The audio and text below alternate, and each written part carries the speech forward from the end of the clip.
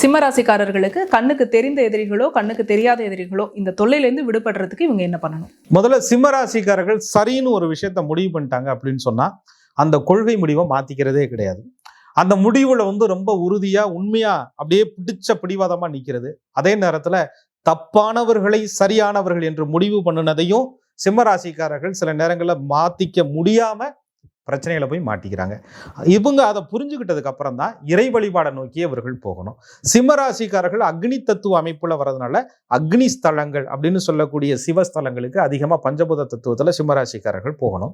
அதே நேரத்தில் லக்னாதிபதியை பொறுத்து தான் நாங்கள் வழிபாடுகள் அப்படிங்கிறத சொல்றோம்.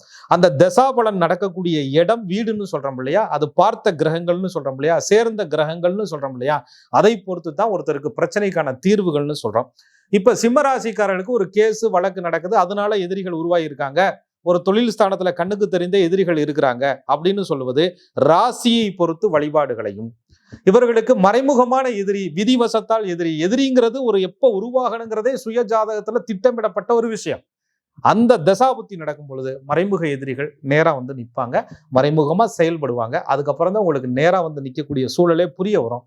அதை சுய ஜாதகம் தான் தீர்மானிக்கும். அதை வைத்து தான் நம்ம வழிபாடுகள் அப்படிங்கிறத துல்லியமா சொல்றோம். சிம்ம ராசிக்காரர்களை பொறுத்தவரையும் எதிரிகளை வெல்வது என்பது சனப்பொழுதுல அவங்களால முடிவு கட்டிட முடியும்.